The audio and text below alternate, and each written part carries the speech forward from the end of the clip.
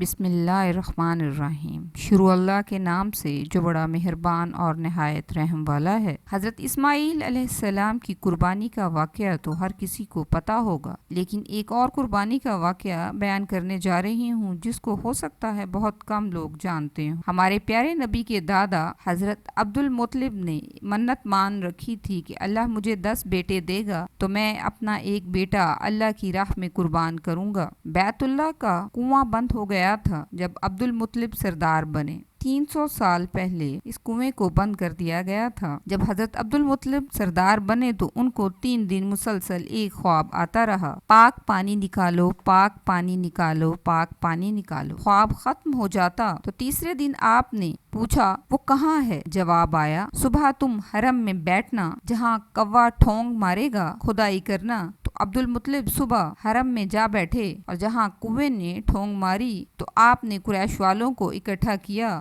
اور کہا کہ ہمارے ابا کا کنواں ہے، اس کی کھدائی کرنی ہے۔ تو انہوں نے کہا ہم آپ کا ساتھ نہیں دیں گے، یہ 300 سال پرانا کنواں، اتنے سخت پتھر، ہم اس کی کھدائی کیسے کر سکتے ہیں؟ حضرت عبد المطلب تو سردار تھے، انہوں نے اپنے بیٹے کو حارث کو ساتھ لیا اور کھدائی شروع کر دی۔ باپ بیٹا کھدائی کرتے کرتے سخت پتھروں کو تھک چکے تھے تو لوگوں نے تانا دیا، وہ بھی کوئی سردار ہے جس کے بیٹے نہ ہوں؟ اس وقت ان کا ایک ہی بیٹا تھا تو آپ نے منت مانی، اللہ مجھے 10 بیٹے دے تو میں اللہ کی راہ میں ایک بیٹا قربان کروں گا۔ اللہ تعالیٰ نے آپ کو 15 بیٹے عطا فرمائے۔ آپ نے اپنے سب بیٹوں کو اکٹھا کیا اور کہا میں نے اس طرح منت مانی تھی تو آپ لوگ اس کے لیے تیار ہو؟ آج کی اولاد ماں باپ کو پانی پلانے کی روادار نہیں، اور اتنی بڑی قربانی۔ بیٹوں نے کہا آپ جس پہ ہاتھ رکھیں قربان ہونے کو تیار ہے۔ کہنے لگی نہیں، میں انصاف کروں گا، میں کرہ نکالوں گا اور جس کے نام کا کرہ نکلے گا اسی کی قربانی دی جائے گی۔ جب کرہ ڈالا گیا تو نام ہمارے پیارے نبی کے والد کا آیا۔ حضرت عبد المطلب کو عبداللہ سب سے پیارے تھے، لیکن اپنی سرداری اور اپنی زبان کا بھرم تھا۔ آپ نے اس کا ہاتھ پکڑا اور اس کو قربانی کے لیے کہا تو مکہ میں شور مچ گیا۔ عرب کا ایک سردار آس بن ویل تھا، اس نے کہا کہ ہم یہ ظلم نہیں ہونے دیں گے، آپ اپنی منت کا کفارہ ادا کریں، اولاد کو ذبح نہیں کرنے دیں گے۔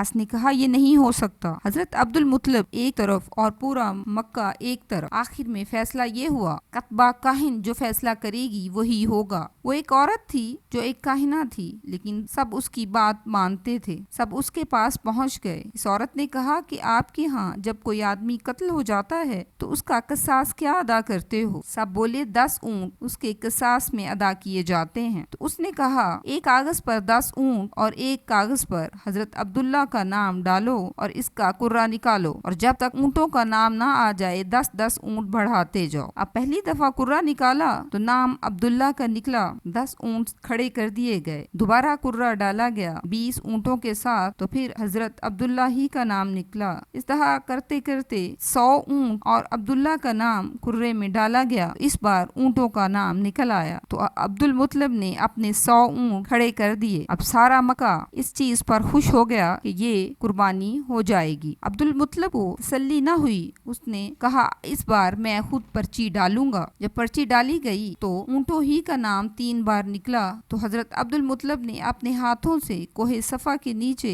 100 اونٹ ذبح کیے اور ان کو تقسیم کیا، اور اس طرح ہمارے نبی کے والد کو آزادی نصیب ہوئی۔